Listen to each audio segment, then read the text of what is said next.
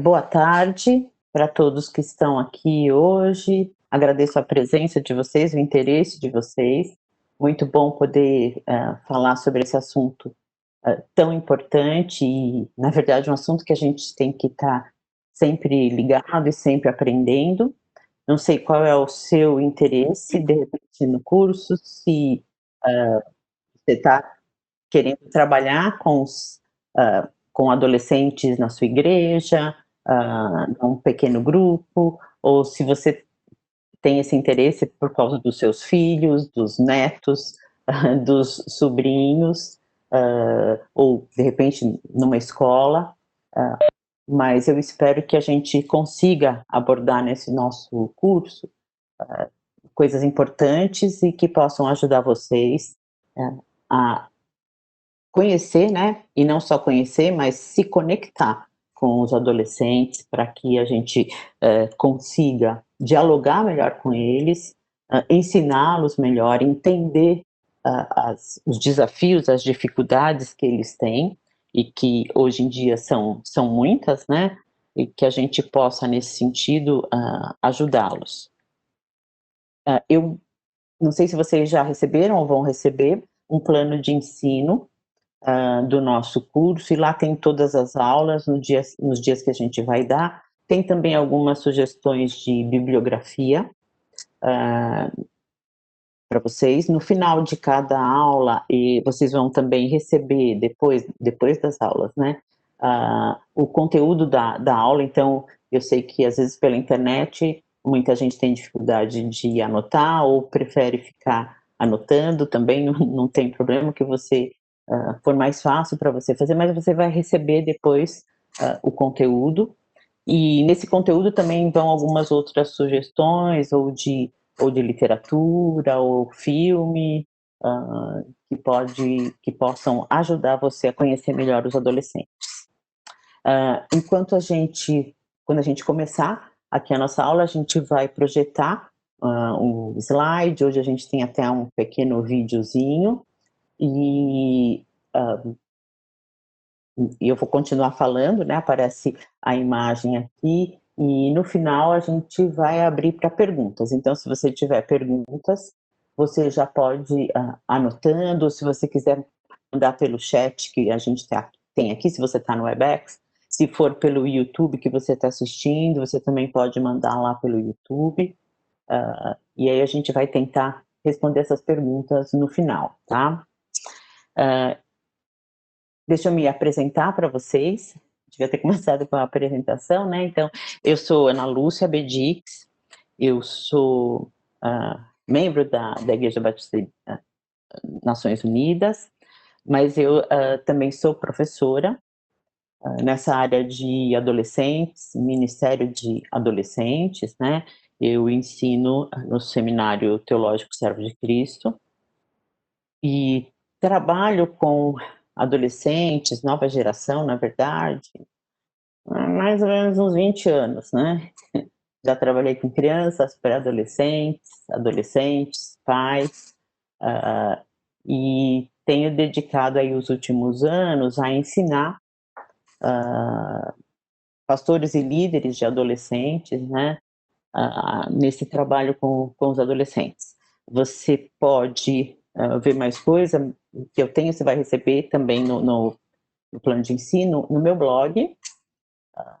Tem vários artigos, várias matérias ali sobre adolescente, né, ou pelas redes sociais, tá? Então, é uma forma de vocês conhecerem um pouquinho mais, e tem muito material ali, até lições de presente, né, para você poder testar com seus pré-adolescentes e adolescentes na igreja. Então, vamos começar. Então, a gente vai falar sobre o adolescente e o seu mundo, né? E nessa primeira aula, a gente vai falar um pouquinho sobre quem é o adolescente de hoje. Por quê? Isso vai mudando muito, muito.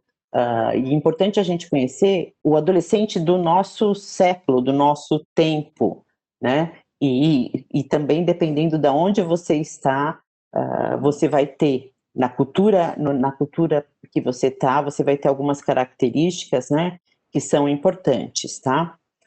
E para você conhecer o seu adolescente. Então vamos começar. Quem é o adolescente de hoje? Para a gente entender um pouquinho mais sobre esse adolescente, para conseguir dialogar com ele, a gente precisa duas coisas básicas que a gente vai tentar desenvolver, não apenas hoje, né, mas ao longo do nosso curso.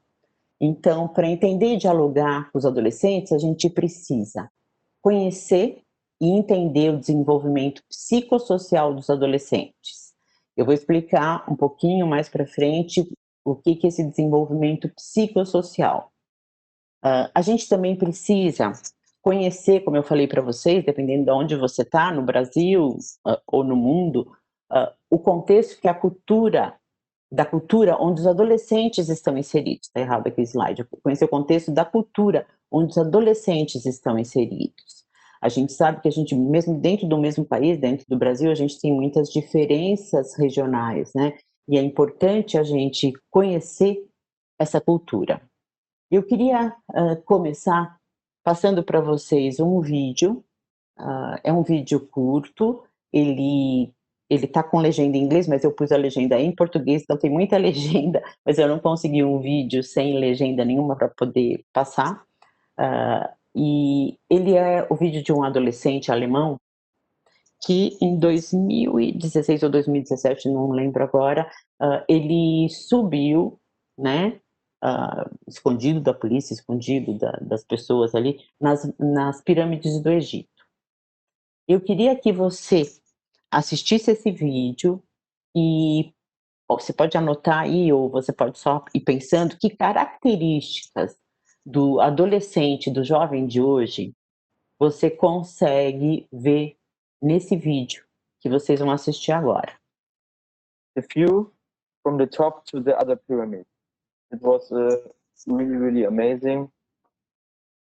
Actually, I can't describe it in words because when I reached the top, it was really unbelievable for me.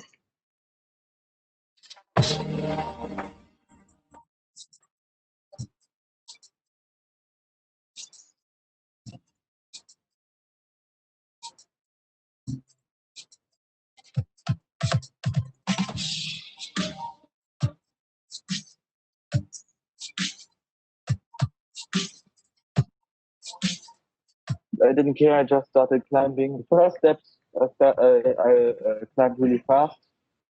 That nobody would follow me and take me down. At the half, I got noticed by some people at the ground. The police noticed me and they were screaming in Arabic language, come down, come down. I didn't really care about the people at the ground. I just cared about myself.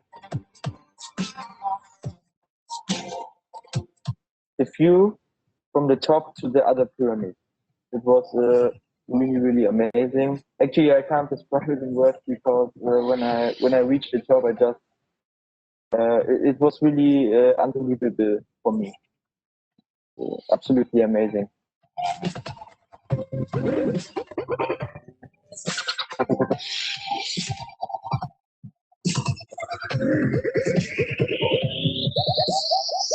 Some people were really angry, but I don't really care because I didn't destroy anything. I didn't hurt anyone. I only would hurt myself. Maybe I would die. It's just the experience. Espero que tenha dado aí para vocês entenderem aí o vídeo, né? E como eu disse para vocês, eu queria que vocês pensassem e assistindo o vídeo, olhassem que características dos adolescentes e dos jovens de hoje aparecem nesse vídeo, né? Então, uma das coisas que a gente pode perceber aí é que sentimentos e emoções são mais importantes do que valores morais. Ele estava fazendo uma coisa proibida, né? Uma coisa que poderia machucá-lo, machucar quem estava lá embaixo, mas o importante aí foram as emoções, os sentimentos. Foi incrível, foi maravilhoso, e ele vai falando isso, né, várias vezes aí. Uma outra coisa é que os sentimentos e as emoções são mais importantes que a lei, né? Ele disse que a polícia apareceu, a polícia começou a gritar com ele, mas ele não ligou para nada e começou a escalar. E vocês viram, né, que isso poderia ocasionar uma prisão por 3 anos, né, o que ele estava fazendo. Fazer algo novo é sempre o mais importante, né? Ele não sabia nem o que ele ia encontrar lá em cima, né? Ou até nem se ia conseguir chegar até lá em cima. Mas é a novidade, o novo, a aventura, né? Uma outra coisa que a gente pode perceber é que autoridades podem ser ignoradas, desde que eu acho que eu estou fazendo alguma coisa que não faz mal nenhum ou que não causa dano nenhum. Uma outra coisa importante que a gente vê, eles não conseguem pensar, né, em quem está ao redor deles. Então ele disse que estava vendo as pessoas, ele estava vendo a polícia, mas na hora ele só se preocupou com ele mesmo. Uma outra coisa que é bem característico, né, do adolescente, do jovem, eles não conseguem pensar nas consequências. A gente vai entender um pouquinho, né, quando a gente fala não consegue pensar nos outros, não conseguem pensar nas consequências, por que isso acontece com eles, tá? A gente não está aqui julgando, né, a princípio. São características dessa geração e a gente precisa entender por que eles agem dessa maneira. Então, eles não pensam nas consequências, né? Se não prejudicou ninguém, tá tudo ok. Ele diz assim, a única pessoa que poderia ser prejudicada seria eu mesmo, né? E poderia, talvez até morrer, né? Como se fosse simples assim, né? Lógico, a gente sabe que escalando uma pedra que se soltasse ali, ele poderia até ferir alguém lá embaixo, mas até, o jovem ou adolescente, ele tem uma coisa cerebral, e a gente vai entender um pouquinho disso na nossa próxima aula, que não consegue pensar nas consequências, né? Uma outra coisa importante dessa geração é que eles têm o domínio da tecnologia. Quando ele desceu, né, a polícia pegou a câmera e fez ele apagar, mas ele já tinha mandado tudo para o computador dele na Alemanha, né? Ou ele tinha um programa no computador dele na Alemanha que conseguia salvar tudo que ele já tinha registrado na câmera, né? Quando a gente se depara com essa situação e com essas características dessa geração de adolescentes, a gente pode e deve, né, se fazer algumas perguntas. Mas por que será que eles são assim? Será que é a educação? Será que é influência da mídia? Ou será que essas são características realmente dessa etapa do desenvolvimento dos adolescentes, dessa etapa de desenvolvimento da vida, né? Para a gente conseguir responder essas perguntas, a gente precisa fazer mais perguntas. Então, eu gostaria que a gente pensasse um pouquinho, né, em como a sociedade vê os adolescentes de hoje. Eu coloquei aqui algumas características principais, você pode até estar colocando aí no seu papel, na sua cabeça, algumas outras características, né, que você acha que a sociedade olha para eles e vê, mas geralmente a sociedade vê os adolescentes como rebeldes, como desobedientes, né, eles não querem obedecer nada, como arrogantes, eles sabem de tudo, né, insolentes, e como difíceis, né? Uma coisa que a gente ouve muito quando a gente fala com pais, professores, com líderes e pastores de adolescentes, é que como é difícil, como essa geração é difícil. Eles não nos entendem, a gente não entende os adolescentes, é muito difícil. Mas quando a gente pensa nisso, eu também pergunto para vocês, será que só os adolescentes mudaram? Será que foram só eles? Ou o que mais mudou hoje? E aí a gente vai pensar na mídia, né? A gente tem várias formas de mídia, principalmente a internet, né? E dentro da internet, várias plataformas, vários aplicativos. Os pais também mudaram. Não foram só os adolescentes que mudaram. A gente sabe que também o sistema educacional mudou. É diferente. Não dá para a gente comparar a adolescência dos adolescentes de hoje com a nossa, ou com a adolescência, se a pessoa tem hoje já uns 25 anos, nem com a adolescência dela a gente não consegue comparar mais. Uma outra coisa que mudou bastante foi essa secularização da nossa sociedade, né? O que alguns diriam a falta de religião ou a falta de Deus. A gente sabe que isso também mudou bastante.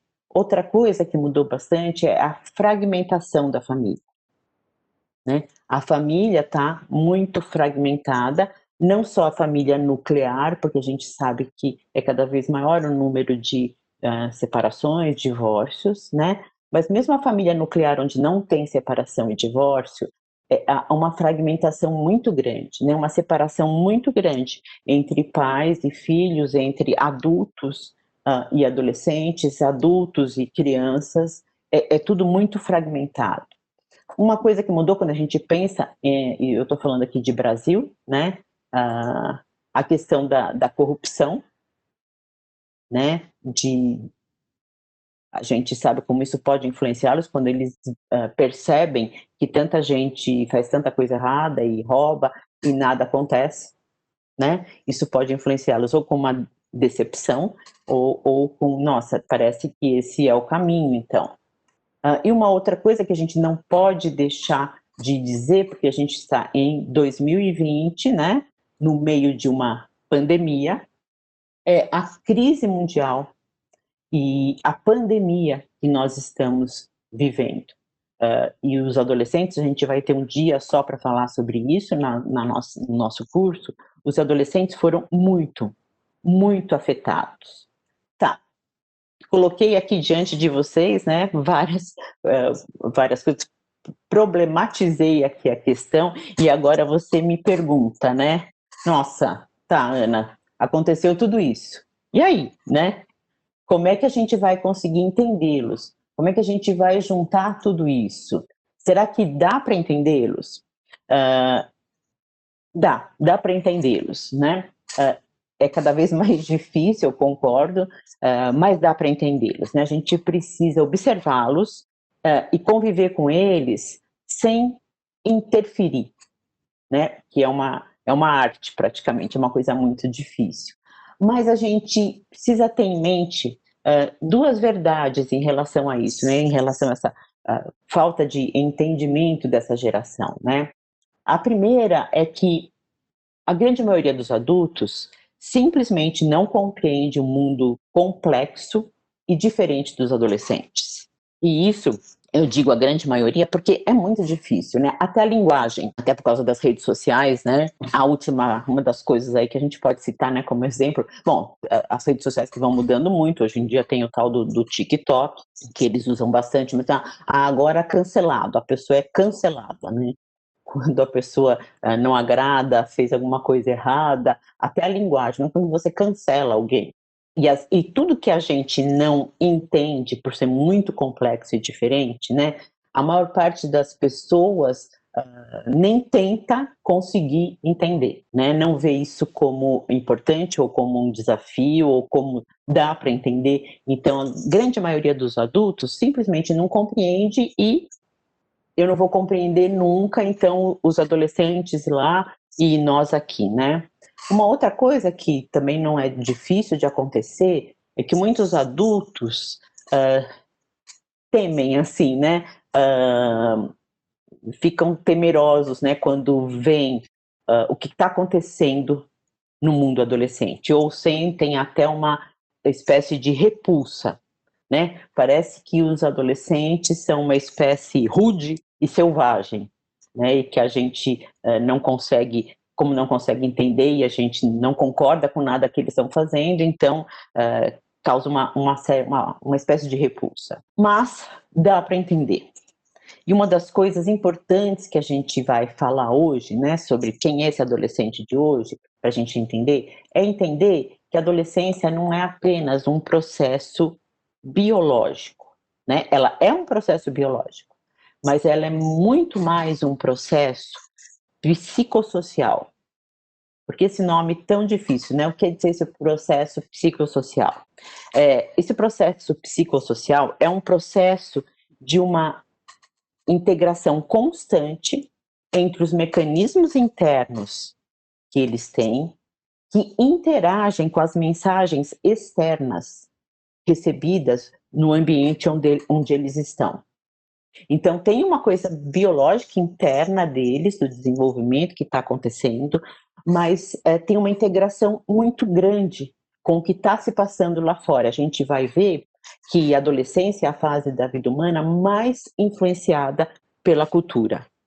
E isso é tão forte para o adolescente que, como ele se vê, como ele se interpreta, não é algo que dá para separar das mensagens que ele recebe da cultura, né? Ele vai interpretar essas mensagens baseado em como ele se entende. É uma coisa que se liga muito. O meu professor, né, no meu de mim, meu doutorado em ministério, ele diz que esse processo psicossocial, para a gente, eu achei essa é uma figura gráfica, mas muito interessante. Como é que a gente entende isso? É como dois rios, né, que vocês estão vendo aqui no slide, que se encontram, e quando eles se encontram nesse ponto, não dá mais para separá-los. Não dá para você ver que vem deste água que vem deste rio e a água que vem desse outro, né? É uma coisa de muita integração ali, né? É o exterior, fatores exteriores, né? Os estímulos exteriores que vão interagir com o interior deles. Isso é importante a gente entender. Quando a gente fala em desenvolvimento psicossocial dos adolescentes, teve um estudioso, né, da adolescência, que tem um dos livros, meio uma bíblia, né, de tão grande que é, que disse o seguinte: a adolescência começa na biologia, lembra que a gente falou que é um processo biológico, fisiológico, e termina na cultura. Quem disse isso foi o Dr. John Santrock. Ele é um professor de Minnesota, né? E ele escreveu esse livro Adolescência. Desculpa. Ele escreveu esse livro Adolescência, já temos esse livro em português, né? Porque ele sabe que a adolescência, né? E ele diz lá, é a fase mais influenciada pela cultura. E quando a gente pensa nisso e vê como a cultura de hoje em dia muda tão rápido, dá para entender um pouquinho, né? Por que os adolescentes mudam tanto e por que às vezes eles parecem estar tão confusos. É importante, a gente vai ver mais para frente aí que isso tudo, terminar na cultura, tem estendido a adolescência, né? O que a gente chama de adolescência estendida. Mas muito da ideia que a gente tem dos adolescentes hoje, na verdade, ela não vem do Dr. John Santrock, mas ela vem lá do início do século passado, né? Com Stanley Hall, que foi um estudioso, é o pioneiro, né, no estudo da adolescência, e ele publicou um livro que se chama Adolescência também, em 1904. O Stanley Hall, nessa obra dele, Adolescência 1904, ele descreveu a adolescência como um período de tempestade e tormento, bem encorajador, né? Ele concebia a adolescência como um período de turbulência e instabilidade emocional, em função do surgimento da sexualidade. É o que a gente ouve muito, né? O problema são os hormônios. Mas, na verdade, a gente vai ver aqui no curso que não são os hormônios, né? O problema é o desenvolvimento cerebral deles. Mas essa ideia surgiu lá com o Hall e perdura até os nossos dias hoje, né? Essa ideia do Hall, ela se tornou natural e a adolescência foi descrita, né, por todos aí como uma fase muito difícil do desenvolvimento humano e chegando até a ser descrita por alguns como semi-patológica e carregada de conflitos naturais, né, um período de crise e desequilíbrio. né, encorajador, né? E a gente vai ver com os estudos hoje que, na verdade, a situação não é essa, né? A gente precisa derrubar essa visão preconceituosa de que a adolescência é apenas um período conturbado, né? Crítico e até chegando a ser violento, né? A adolescência, ela é muito tratada como um momento de crise e não é vista como uma etapa muito importante do desenvolvimento humano, né? Ela ainda está ligada apenas à ideia de, não estou dizendo que não tenha isso na adolescência, tá? Mas ela ainda está muito ligada apenas à ideia de rebeldia, de desinteresse, de instabilidade afetiva, de descontentamento, de melancolia, agressividade, impulsividade, entusiasmo e timidez. Muitos também vão ver a adolescência apenas como uma fase de transição e que é muito da vida, né, que é muito estranha e incompreensível.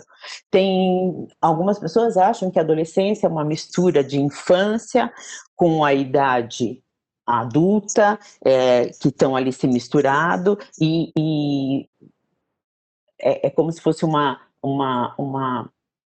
momento mesmo de transição e é uma mistura, mas a adolescência não é mistura de infância e nem da fase adulta, né? A adolescência, ela tem as suas características próprias e que são importantes para o desenvolvimento humano. Uma frase importante aqui para vocês, do Dr.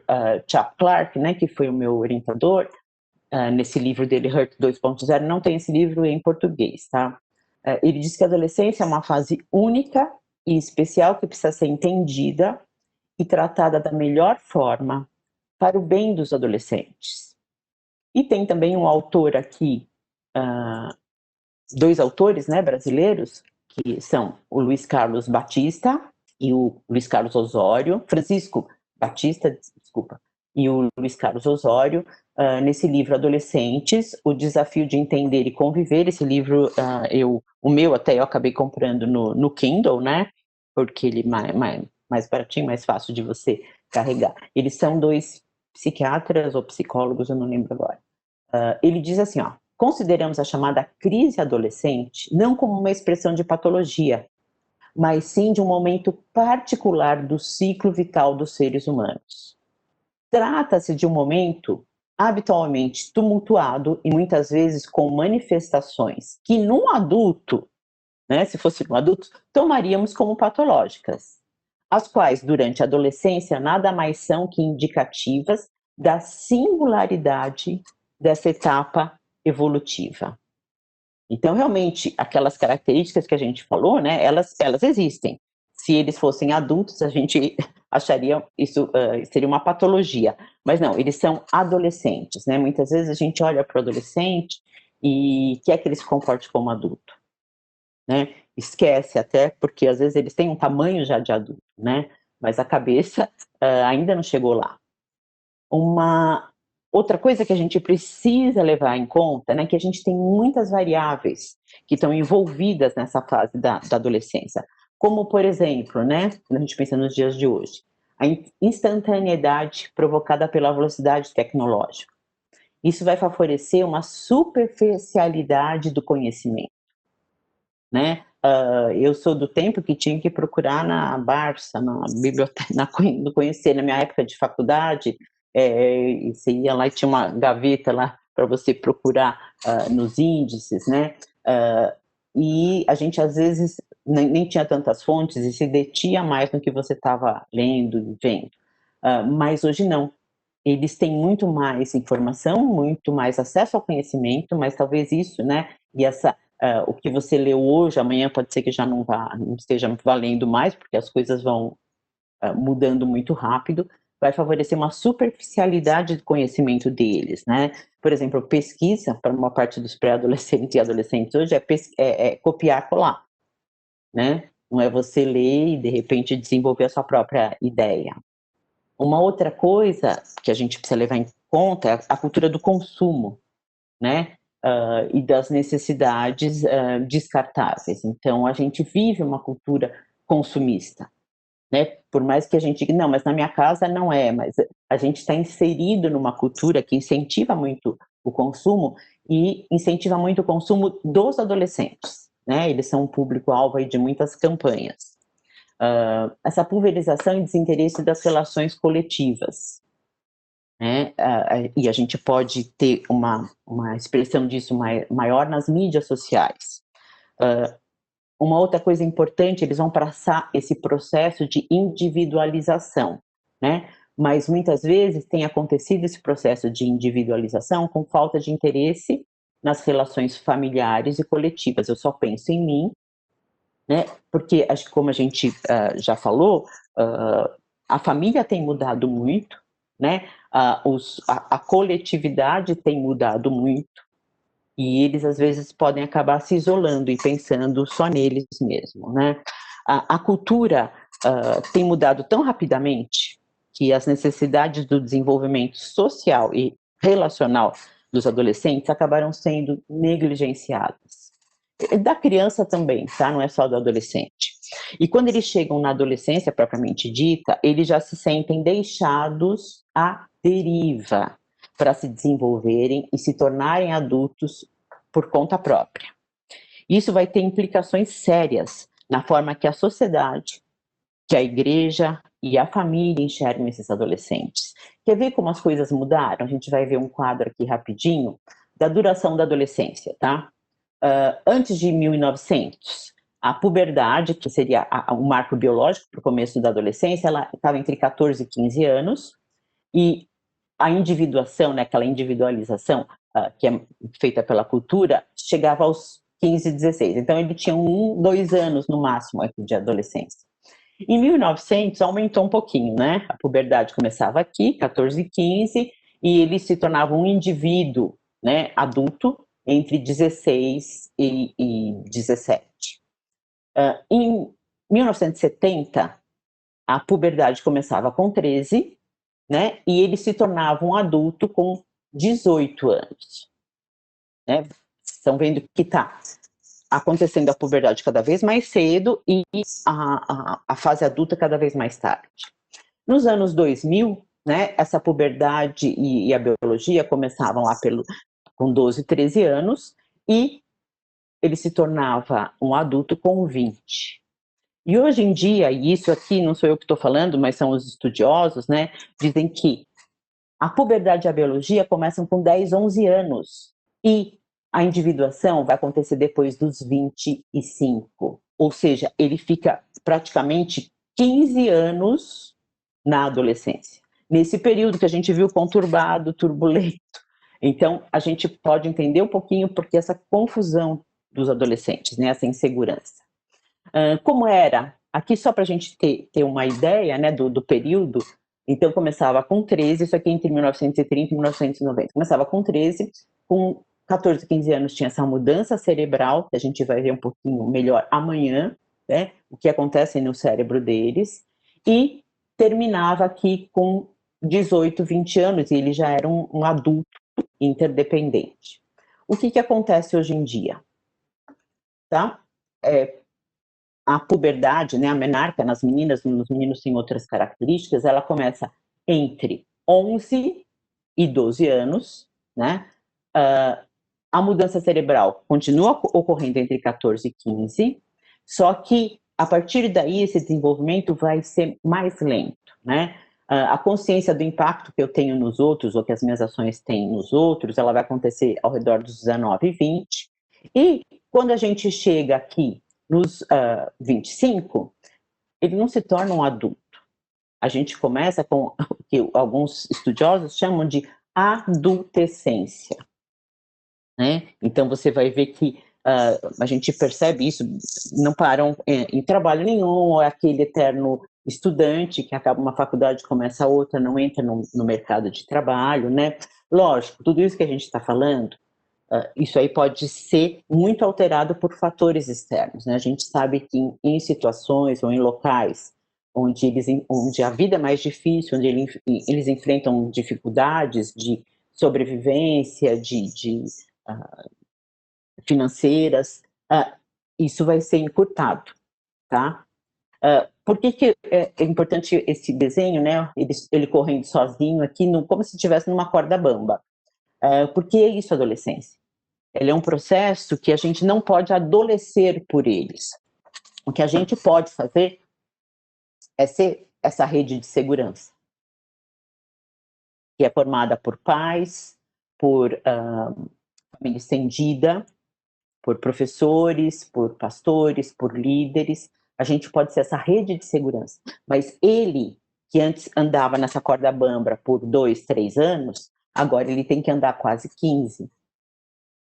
E a gente continua aqui como rede de segurança. A gente vai ver, então, esse fenômeno, né, que a gente chama de adolescência estendida. Nada contra adultos jogando videogame, tá? É o que eu achei a figura aqui bem expressiva. Mas a adolescência está começando cada vez mais cedo e ela está terminando cada vez mais tarde. Mas por que isso está ocorrendo? A gente tem várias causas aí, né? Influência da cultura, né? Aquela música, né? We all want to be young, né? Todo mundo quer ser jovem, né? Tem o excesso de informação. Sim, há estudos que dizem que talvez o excesso de informação, o cérebro está demorando muito mais tempo para processar, e isso está estendendo a adolescência. E uma coisa que aí a gente pode, né, atuar, tentar modificar, é que são mudanças na família, né? Na verdade, a nossa cultura está esquecendo que é estar junto como família. A pandemia deu uma ajudazinha, né, nisso, das famílias voltarem a ter que estar unidas, né? Mas na família pós-moderna, ela está tão ocupada com as dificuldades, com as necessidades, com os problemas que os pais têm que resolver, que as necessidades emocionais e o desenvolvimento dos filhos acabam ou esquecidos ou terceirizados, né? A gente terceiriza a educação e formação dos nossos filhos, dos nossos adolescentes, ou para a escola, ou para a igreja, ou para o técnico do time, né, que ele faz parte, onde ele faz esporte. Mesmo na pandemia, né, todo mundo ali dentro de casa, mas cada pessoa da família estava, de repente, num lugar diferente, né? Cada um tem o seu computador pessoal, né? E pode estar totalmente afastado, né? E a família, essa coisa da família é a hora de construir histórias em comum. E como é que a gente vai construir histórias em comum com a família tão fragmentada e tão afastada, né? E essas histórias em comum vão ser muito importantes para o desenvolvimento dos adolescentes. É importante a gente falar também um pouquinho. Outra coisa importante, desculpa que eu tinha que falar aqui, mas vamos voltar aqui, peraí, sobre a família, né? São os pais que não assumem o papel de pais, né? Não exercem a autoridade de pais. Muitos pais querem apenas ser amigos dos filhos, né? E essa falta de autoridade pode passar para eles a mensagem de que os pais estão muito ocupados para atendê-los. E os adolescentes de hoje vivem um abandono afetivo. Isso vai fazer com que a adolescência se estenda, né? Outra coisa é que o adolescente, ele sente, a criança também, né, sente cheiro de medo. Quando ele percebe que os pais têm medo ou receio de confrontá-los, de corrigi-los, de liderá-los, eles assumem um controle, né? E vão em frente até encontrar limites.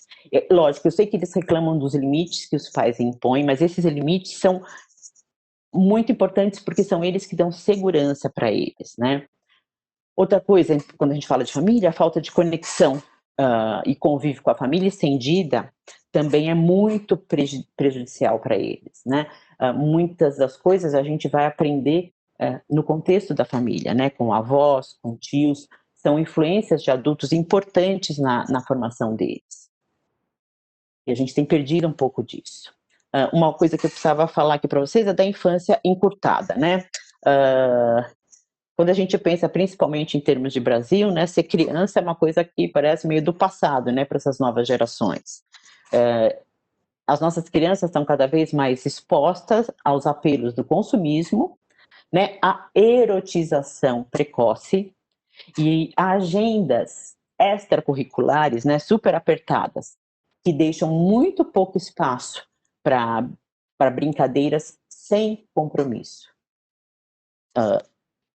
Isso tem acontecido bastante. Aquela coisa da adolescência começar um pouquinho mais cedo, né? É exatamente por esses fatores. Para as meninas, então, a cobrança é ainda maior, né? Você olha para crianças, meninas, e às vezes elas são mini adultas, né? Porque estão vestidas como adultas, né? Vão ao salão de beleza, você vê meninas, não raro, de 4, já vi de 4, 5, 6 anos, que fazem luzes no cabelo, né? Ou que fazem mechas, ou que fazem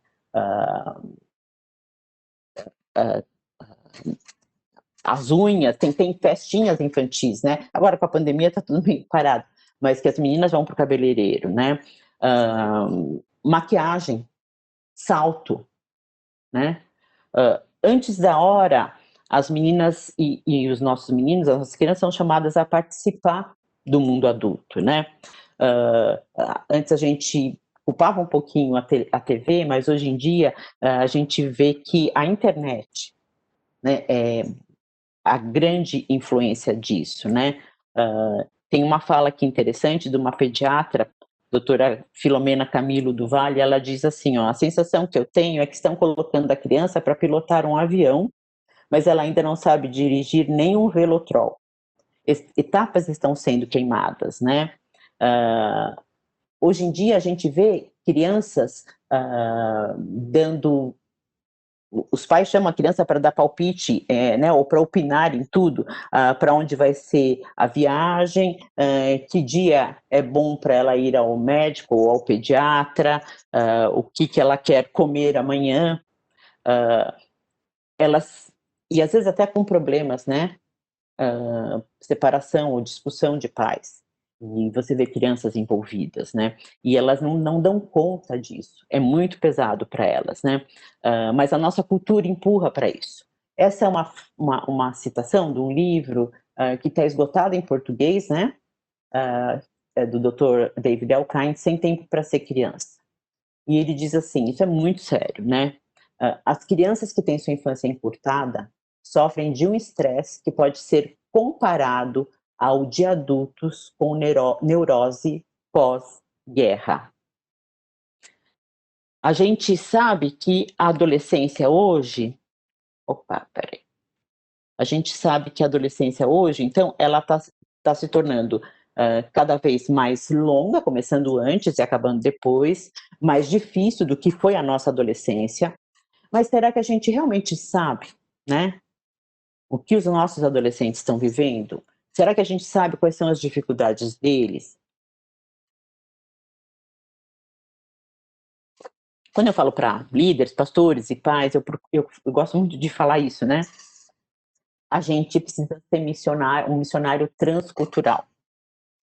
A gente precisa estudar a cultura do adolescente, porque é tão diferente e muda tão rápido.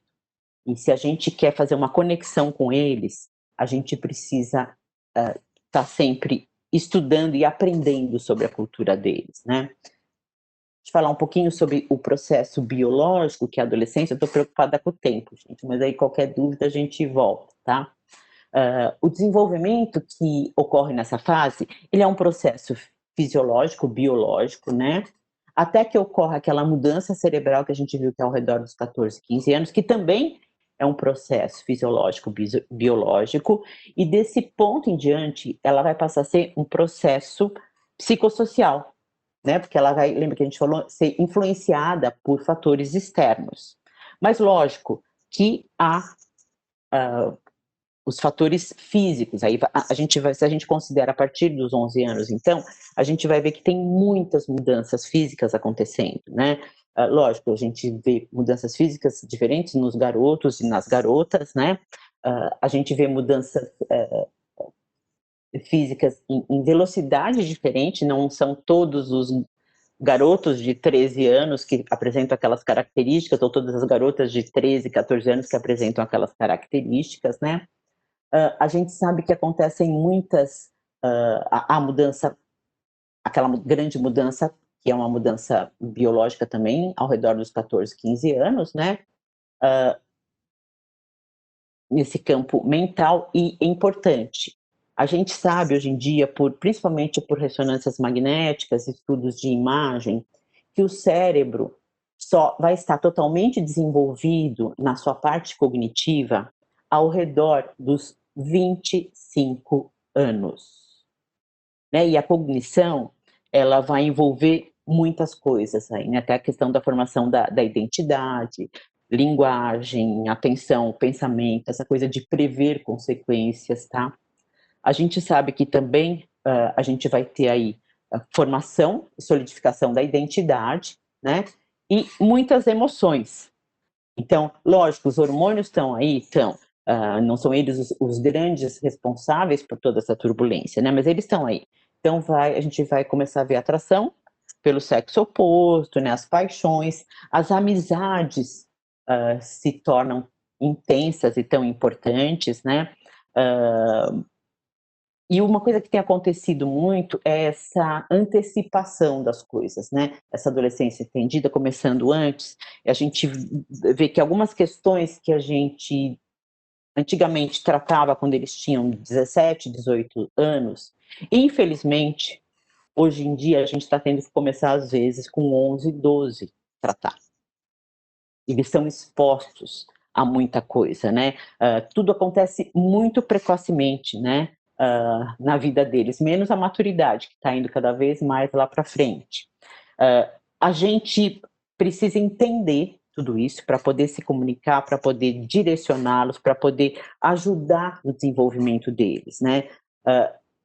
Como a gente já falou, o mundo adolescente de hoje, ele é fragmentado, ele é complexo e ele é multifacetado.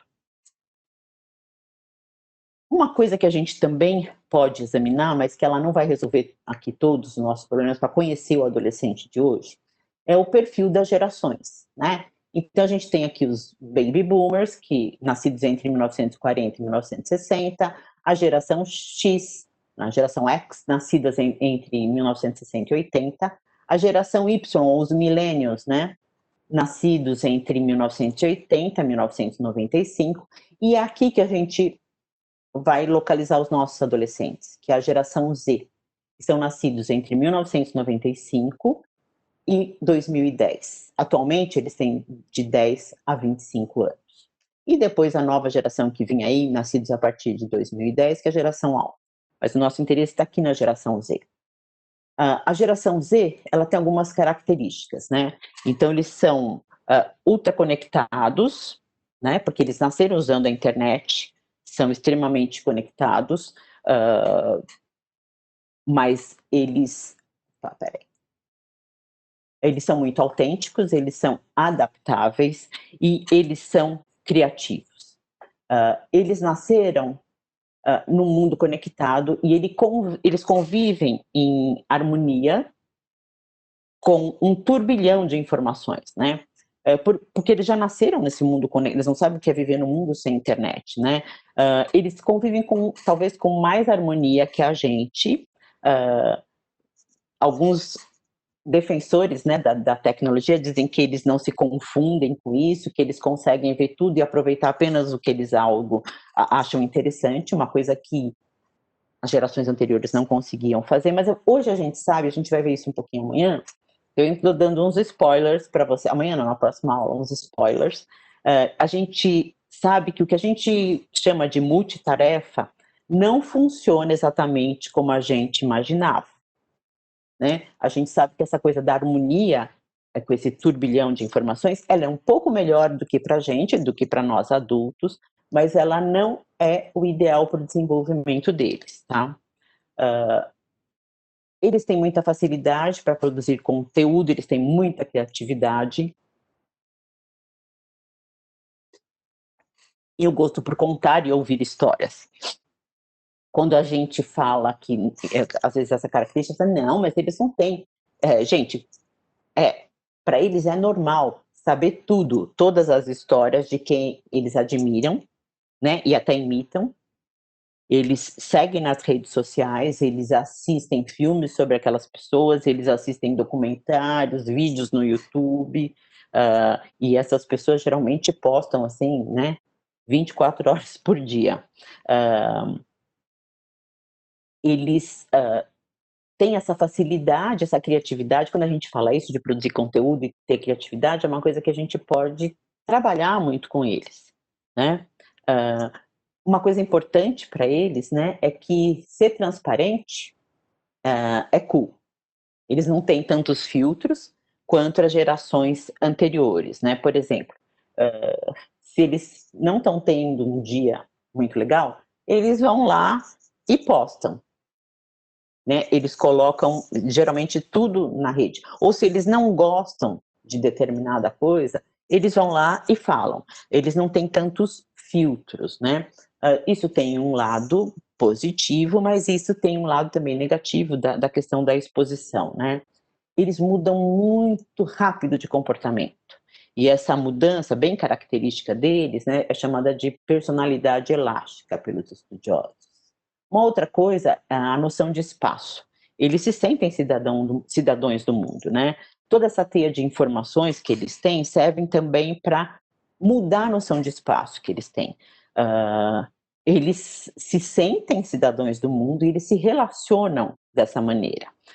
Muito dos amigos desses adolescentes moram em outras cidades, em outros países, e eles se conectam tão facilmente pela internet, pelo WhatsApp, pelo Instagram, pelo TikTok, e tem laços com essas pessoas que parecem tão verdadeiros, né, quanto os criados com as pessoas que eles encontram pessoalmente, né, ou diariamente. Eles estão sempre conectados, né? Você nunca vê um adolescente sem o celular, né? Ele está sempre aqui ligadésimo, né? Parece que é uma extensão quase do corpo dele. A gente pode dizer que os jovens e adolescentes da geração Z, né? Porque a gente está falando aí até 25 anos, eles são resultado de um mundo super conectado, sem barreiras geográficas ou de pensamento. Ela é também uma geração mais consciente, né? Mais realista, muito criativa e muito inovadora. A gente não está aqui julgando essas características, a gente só está dizendo quais são as características dessa geração. Mas quando você vai falar, tá, Ana, então era só você ter falado sobre os perfis, né, de geração no começo, a gente não precisa nem estudar tanto assim, ou saber tanto assim sobre a cultura, como a cultura está influenciando o desenvolvimento cerebral deles. Era só a gente olhar aqui para esses perfis geracionais, né, e estava resolvido. Mas não é bem assim, né? Esses perfis de geração, eles têm algumas dificuldades, tá? Uma delas é que as datas de nascimento, eu coloquei algumas aqui, se você for olhar em outras fontes, você vai ver que elas variam muito. E não há um consenso sobre elas, tá? Então, não começam todas exatamente em fontes diferentes, por exemplo, de 1995 a 2010, né? Uma outra coisa importante para a gente pensar é que essa separação por anos, né, quem nasceu de tal a tal, não é tão estanque assim.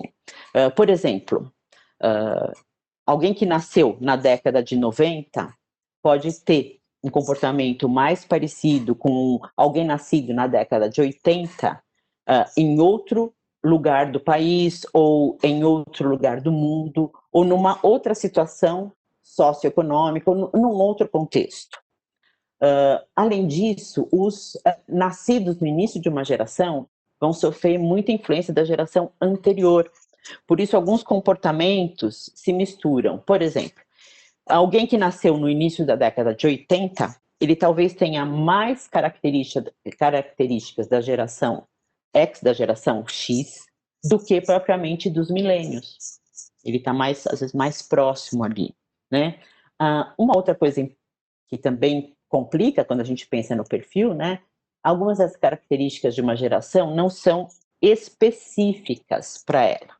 Por exemplo, a gente diz que a geração Z é anti-autoridade ou anti-autoritarismo, mas essa característica é encontrada em pessoas, por exemplo, da geração baby boomer ou até mais velhos, né? pessoas com mais de 80 que são anti-autoridade, né?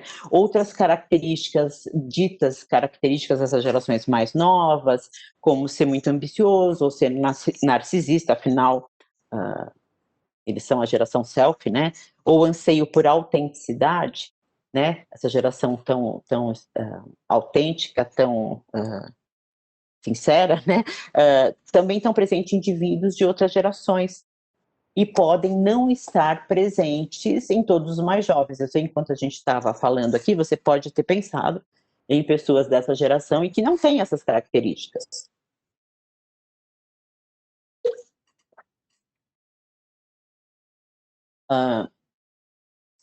As separações geracionais, elas são apenas tendências que identificam grande parte do grupo, mas que não podem ser generalizadas para todos os nascidos nesses anos, né? Lógico, elas são importantes e a gente deve considerá-las, mas a gente não pode se basear tudo nelas, né?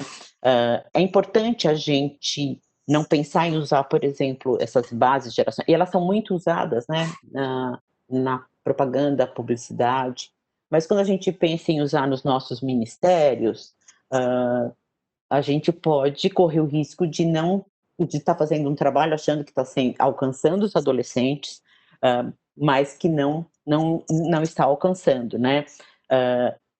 Mas é importante a gente lembrar um pouquinho desses perfis geracionais, porque a gente lembra que os adolescentes, eles têm características diferentes das outras pessoas de outras gerações, principalmente quando a gente pensa no trabalho dentro da igreja, né? Então, não é todo mundo igual, né? Eles têm características muito diferentes.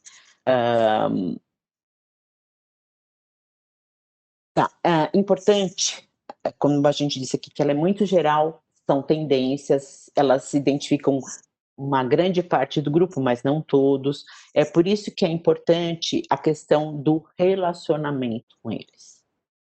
Porque é só através do relacionamento é que eu vou realmente conhecê-los.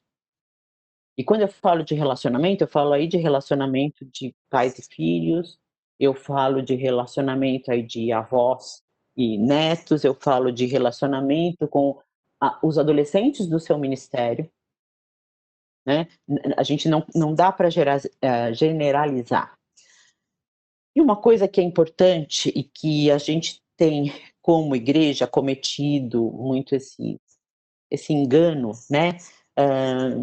É a gente olhar para esses perfis geracionais e a gente achar que a gente precisa ser relevante para essas características e para adolescentes com essas características, né, ou uma geração com essas características, e a gente focar só na mudança de estilo.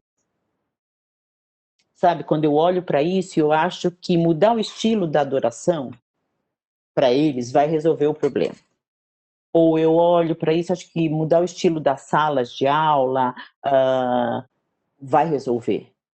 Ou então, se eu focar mais na questão da recreação, né, ou da atração dos adolescentes pela recreação, eu vou conseguir ser mais relevante para eles. Lógico, você pode alcançar aí, isso pode te ajudar num nível um pouquinho mais superficial, né? Quando a gente fala de adolescentes, é lógico que estilo e formato é importante no trabalho com eles, né? Eu digo assim que a gente pode usar algumas dessas coisas para construir pontes, né? Essas pontes vão ser só vias, né? Que tem que ser de duas mãos para a gente ter contato com eles. Mas a gente precisa ir além. A gente precisa ir além dessas tendências gerais e a gente precisa ir além da relevância. A relevância fica num nível muito superficial. E é necessário que a gente aprofunde o relacionamento com eles. Eu sei que vocês já estão mandando muitas perguntas, eu espero que a gente tenha aqui ajudado a entender um pouquinho, né, quem são os adolescentes de hoje. E eu quero deixar aqui um spoiler, né, para vocês, para a nossa próxima aula.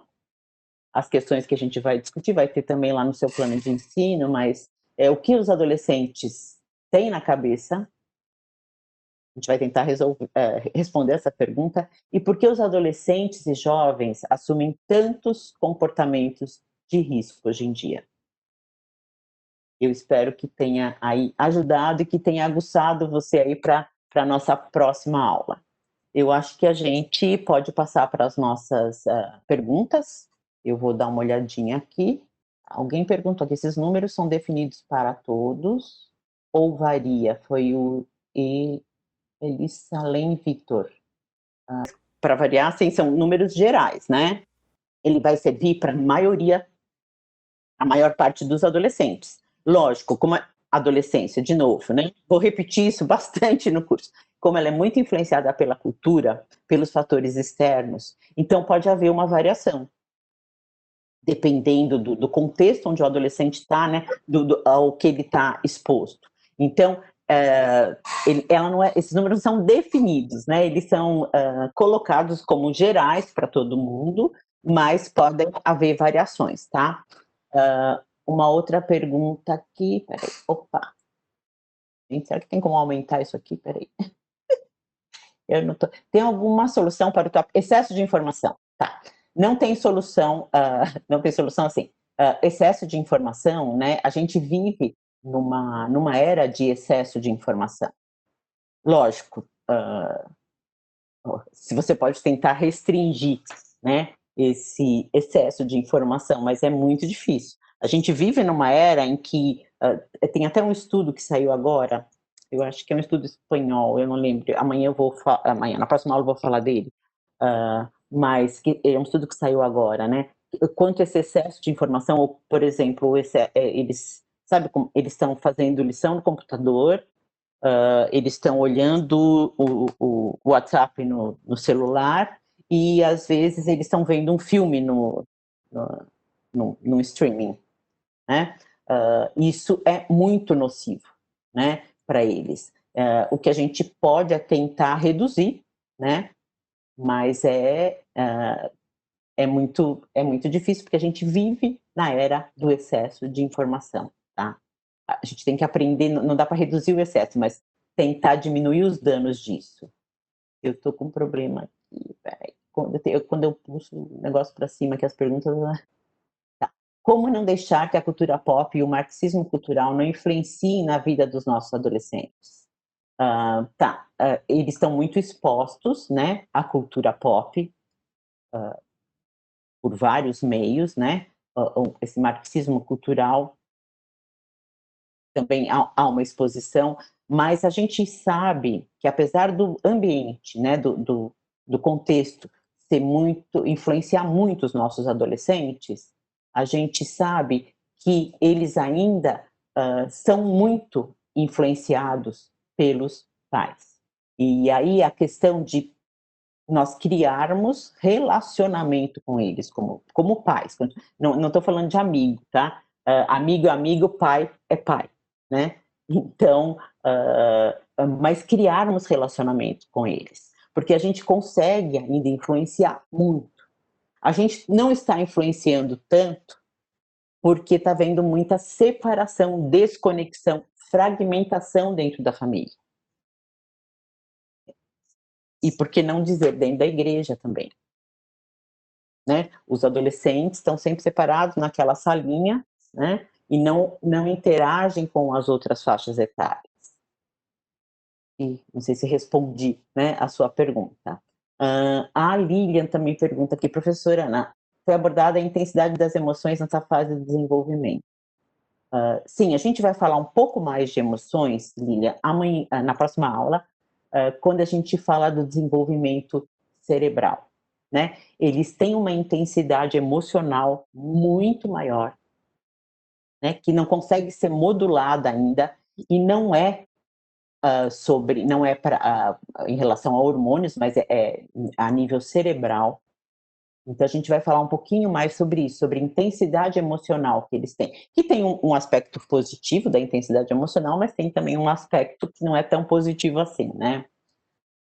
Como a Lilian continua aqui, como ouvir os adolescentes, considerar as intensidades das emoções e ao mesmo tempo pontuar princípios morais necessários, sem que eles entendam isso como falta de compreensão da parte dos adultos, dos pais e responsáveis. Eles conseguirão entender o que é para o bem deles ou vão distorcer a questão da disciplina necessária por causa dessa aversão pelos princípios morais específicos dessa fase? Tá. Cadê? Tem muita pergunta aqui. Eu acho que a gente consegue responder essa pergunta um pouquinho melhor, Lilian, na próxima aula, né? Eu acho que assim, eles sempre vão chiar, né? Principalmente quando a gente fala, ou vão se dizer incompreendidos, mas a gente precisa cada vez mais nos aproximar deles, né? A questão da empatia é muito importante. Então, a gente só dizer que entende o que eles estão sentindo, mas a gente, na verdade, não está entendendo, né? Não é suficiente. É a gente ter essa empatia, que eu acho que para o cristão deveria ser uma coisa quase que, né, automática, a questão da empatia, né? A empatia é sentir o que o outro está sentindo. Né? Então, e muitas vezes vão entender que é para o bem deles, muitas vezes não. Até como a gente, a gente em relação a Deus, né? Muitas vezes Deus permite algumas coisas ou deixa que algumas coisas aconteçam que a gente acha que não é para o nosso bem, né? Como isso pode ser para o nosso bem? E a gente só vai entender um pouquinho mais para frente, tá?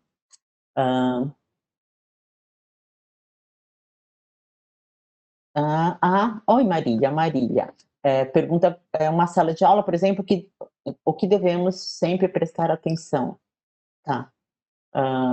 Eu acho que a gente deve estar sempre atento, né, às emoções deles, né, que o comportamento diz muito sobre as emoções e às vezes ele está ou desconectado ou porque está passando por alguma dessas turbulências, né, dessa fase, e é importante a gente prestar atenção nisso. Eu acho que em sala de aula, e isso tem uma questão importante aí, Marília, que é a questão do bullying, né, que acontece muito em sala de aula e a gente tem que estar muito atenta, porque nem sempre o adolescente que está sofrendo bullying consegue expressar isso ou consegue pedir ajuda,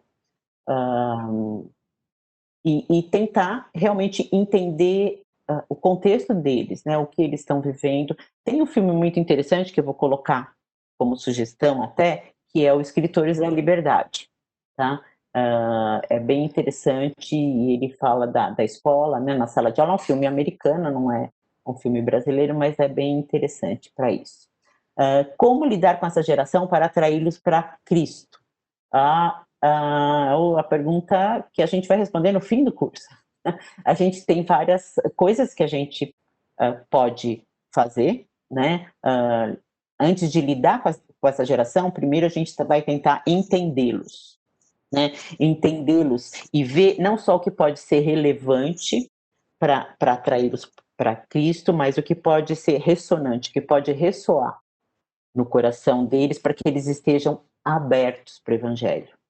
Quando eu digo que a gente tem que olhar para a cultura, e não é que a gente tem que olhar para a cultura apenas como um experimento sociológico, né, para entendê-los, mas a cultura vai mostrar para a gente o que pode estar fazendo com que eles se tornem fechados ou não abertos para o Evangelho, né? Assim como pode ter coisas que acontecem na cultura que pode fazer com que eles se tornem mais abertos para o Evangelho. Eu acho que essa é uma pergunta que a gente vai respondendo no andamento aí das nossas aulas, tá? A Juliana aqui agradecendo, obrigada, Juliana. Tá, o Bernardo aqui, existe alguma forma melhor para contextualizar a mensagem para o mundo deles? Eu acho que você vai ter que conhecer bem os seus adolescentes, né, para contextualizar. Cuidado aí, que essa questão de contextualizar, a gente contextualiza não a mensagem, a gente contextualiza a forma como a gente vai transmitir a mensagem, né? Mas a gente, principalmente quando a gente fala do evangelho, né, o conteúdo não dá para contextualizar, né? A gente tem visto aí muita discussão no meio cristão evangélico, né, sobre isso. A gente tem que tomar muito cuidado com esse termo contextualizar. Mas a questão de conhecer a forma, né, o que pode ser mais fácil para alcançá-los, né? E isso é uma coisa importante e existem formas, mas de novo, você vai ter que conhecer muito os seus adolescentes, né? Eu digo assim que a gente tem que pensar em quais são as perguntas que eles estão fazendo, né? Quais são as questões que eles estão enfrentando. Então, talvez isso seria uma espécie aí de contextualização, tá? Quando sobe uma pergunta e as outras eu pego, tá? Vamos ver se foi o Bernardo, a Lilian de novo, da condição cognitiva da formação do cérebro. Os adolescentes têm capacidade cognitiva para aceitar os limites necessários, aqueles vitais, ou é normal da fase eles se oporem e buscar a vazão das emoções? Sim, é normal da fase, a gente vai ver isso de novo, Lilian, um pouquinho mais na próxima aula, tá?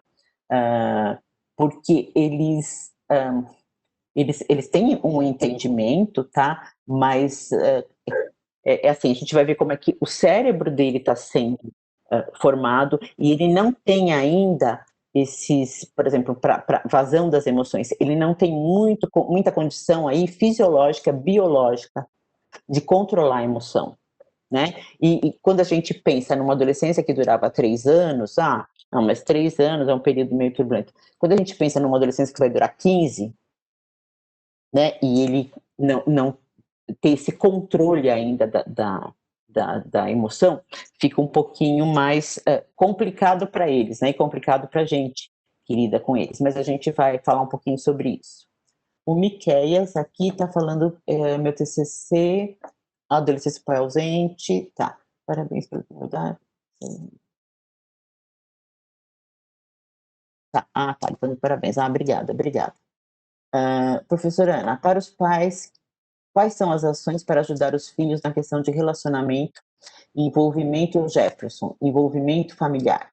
Tá, a gente vai conseguir responder essa pergunta também um pouquinho mais para frente, mas eu acho que a questão de relacionamento e envolvimento familiar é uma questão assim, é a gente que tem que chegar até eles, Jefferson, né? Nós pais temos que chegar até eles. E a gente fica esperando que eles cheguem até a gente, né? Eu dizia muito isso para o meu marido quando meus filhos estavam crescendo. Meu marido, ele gosta muito de pescar e ele queria muito que os filhos fossem pescar com ele, né? Que assim ele poderia estar próximo deles, mas pescar não era a praia deles, né?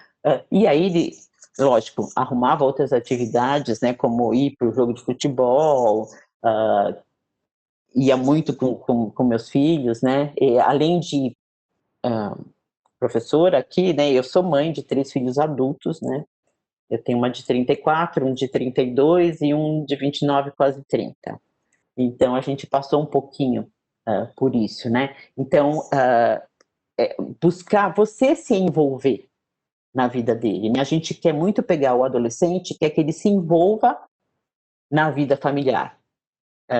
Mas é a gente que tem que construir pontes e ir até ele. Mas que ponte eu construo com o meu adolescente? Você vai ter que conhecer o seu adolescente, né? A gente vê às vezes muitos pais aí, por exemplo, agora não, né, na pandemia, mas indo para show de rock. Meu marido também foi indo para show de rock, cantores que não, né, bandas que não estão nem não são da nossa geração, mas vai para acompanhar o filho e começar a construir esse relacionamento. Tá? Uma questão importante também é essa questão da empatia, né? E do entender os sentimentos deles, né? Tá. uma outra questão. Como diferenciar o comportamento, a questão da Alexandra, dessa idade com algum transtorno ou distúrbio mental. Então, lembra que a gente falou que a gente tem todos esses transtornos aí, né, dessas emoções, mas que elas são normais e comuns nessa fase do desenvolvimento. Eu acho que coisas que se tornem muito persistentes ou que acabem indo para o lado da violência, você pode começar a pensar, ficar de olho, né, ficar de sobreaviso, e aí procurar uma ajuda profissional. Mas isso são coisas muito persistentes, recorrentes, mas a gente sabe que esse comportamento da idade, ele é muito cheio de altos e baixos. Quando a gente vai falar da intensidade emocional, do mesmo jeito que ele sobe, né, quando a coisa tá boa, ele desce lá no fundo do poço, quando não tá bom. Então, e isso é absolutamente normal. É difícil para a gente lidar, mas é absolutamente normal. Lógico, quando as coisas passarem do parâmetro que você considera normal, eu acho que é importante observar e procurar ajuda profissional, né? Aqui a Cláudia, você falou sobre a rede de tela de proteção. Será que não estamos deixando os frágeis demais, tentando protegê-los demais? Tá, a rede de proteção, Cláudia, é importante. Eu não sei se você lembra do desenho, que era a corda bamba, né? E a rede de proteção, ela tá embaixo, né? Ela não vai evitar que eles caiam da corda bamba. Ela vai evitar que eles quebrem, né? Se quebrem todos caindo no chão.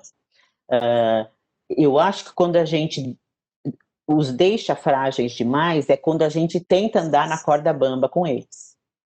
O americano, ele tem uma expressão que fala dos pais helicópteros, né? Usa também no português isso, que é o pai que fica sobrevoando. Então, você imagine, né? Você numa corda bamba e o helicóptero sobrevoando você o tempo inteiro. Você vai cair, vai ficar tão frágil que realmente vai cair. Ou quando eles têm uma outra figura, que eles dizem que é o caminhão de tirar a neve, né? Não sei se você já viu em algum filme ou mesmo em algum lugar com neve, aquele caminhão que vai tirando a neve, que pesa 1 tonelada e tem aquela coisa imensa. Então, muitos pais colocam o caminhão ali naquela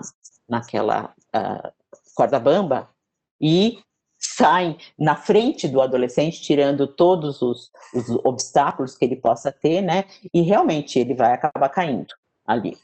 Então, eu acho que a rede de proteção, ela não vai evitar os tombos, ela não vai... a proteção, assim, de evitar um dano maior, né? Mas muitas vezes a gente está ali na rede de proteção sabendo que eles vão cair, que eles vão, como a gente diz, né, no popular, quebrar a cara, mas a gente está ali só para ajudá-los a se levantar. Não vai impedir que eles quebrem a cara. Então, lógico, sem dúvida nenhuma, proteger demais não é a solução. A rede está lá embaixo, ela não está do lado da corda bamba e nem essas redes de proteção das janelas que a gente tem, né? Não é essa rede. A Igreja IB Leste. Como ajudar os adolescentes no que diz respeito à autoestima? Só pela conversão mesmo, não é? Um adolescente cristão tem uma perspectiva diferente de si e da vida, não é? Sim, eu acho que a questão da autoestima, ela é muito importante para o adolescente. A gente vive uma era muito visual, né? E eles se comparam muito, principalmente com artistas, influencers, né? Essa coisa de se comparar muito, ou até no próprio grupo, né? Tem muita comparação. Lógico, eu digo assim que eles estão em busca da identidade deles, eles estão em busca da autonomia, isso tudo tem a ver com a autoestima, né? E eles estão em busca do lugar de pertencimento deles, né? E a gente sabe que a identidade do cristão, né, ela não está nele, ela está em Cristo. Então, lógico que quando o adolescente passa a entender isso, passa a ter um relacionamento com Jesus, isso vai ajudar muito. Quer dizer que pessoas que têm relacionamento com Jesus não têm problema de autoestima? Tem. Eu não estou dizendo que isso vai evitar problemas ou vai acabar com todos os problemas de autoestima, tá? Mas é um fator muito importante para a autoestima, né? Quer dizer, quando eu me sinto realmente amado, né? sem precisar fazer nada para isso, ou quando eu sei que eu sou amado do jeito que eu sou. Isso é através de um relacionamento com Deus, através de Jesus, né? Ele vai ter uma perspectiva diferente. Mas lembre que ele está ainda num contexto, né? E numa cultura que tenta puxar, né, a autoestima dele para baixo. Então, a comparação nas redes sociais, se você entrar, por exemplo, no Instagram, né, ninguém é triste, ninguém está infeliz, está todo mundo ótimo, as pessoas tem a edição, né, de foto, e os influencers, então, tem edição, maquiagem, cabelo, luz, tudo que ajuda. A gente vai falar bastante no nosso curso do mundo digital, e eu acho que a gente tem que levar em consideração tudo isso, né? E pensar realmente a autoestima, né? A identidade do cristão não está na gente, não está no que a gente faz, mas está em Cristo. Mas pensa que para o adolescente, né? Tem outros fatores aí circulando que podem atrapalhar, né? Nesse cérebro informação que ele tem. Oséias Martins. Tem um jovem que desistiu das atividades dele na igreja por se sentir pressionado pela família e não quer mais nem ir à igreja. O que fazer? Eu não entendi aqui se ele foi pressionado pela família para desistir, ou se ele foi pressionado pela família para... A família pressionava, fazia pressão para ele ir na igreja, sem ele querer, ou eu não entendi direito. Não sei se o Oséias pode mandar aqui para a gente uma mensagem dizendo. Eu acho que tem duas coisas aí importantes, né? Se ele foi pressionado pela família para desistir, aí a gente sabe que os pais têm a autoridade, né? E são os pais dele, a gente como igreja, a gente só está de apoio, de suporte para os pais. Então é difícil interferir. Agora, se ele foi pressionado pela família para ir à igreja, né, de qualquer jeito, ou participar, e aí não quer mais ir, isso é uma coisa que pode acontecer muito. Lembra que eu falei que eles estão procurando a identidade deles, né? O lugar a que eles pertencem, a autonomia deles, e muitas vezes para conseguir esse processo que a gente chama de individualização, né? Ele vai contra tudo que a família fala ou acredita. Então, eu não quero mais a religião do meu pai, ou o Deus do meu pai, ou a igreja dos meus pais, né, da minha família. Eu quero achar a minha própria fé, eu quero achar a minha própria crença, a minha própria religião. Então, isso não é raro acontecer, né? Eu não sei se alguém aqui até passou por isso nessa fase de adolescência, mas isso pode acontecer. E aí a questão, eu acho que se for a pressão da família para ele participar cada vez mais, né? Eu acho que teria mais que conversar com a família, né? Ou com os pais e mostrar o quanto isso pode estar, ao invés de ajudar, né? Atrapalhando as atividades dele na igreja, o entrosamento dele na igreja. Espero que eu tenha conseguido responder, Oséias, apesar de eu dei as duas opções aí, porque eu não entendi exatamente a pressão da família foi para que lado. Temos mais alguma pergunta? Eu acho que eu passei por todas, né? Tá. Por hora aqui terminou. Tá certo. Eu acho que é isso. Então, é isso, pessoal. Se vocês tiverem perguntas que não conseguiu fazer hoje, não conseguiu lembrar, na hora que você olhar o material que você vai receber, você pode trazer para a nossa próxima aula, tá? É isso, então. Podemos terminar? Posso fazer uma oração? Por favor. Então, eu vou fazer uma oração aqui para a gente se despedir, né? Senhor Deus e Pai, eu te agradeço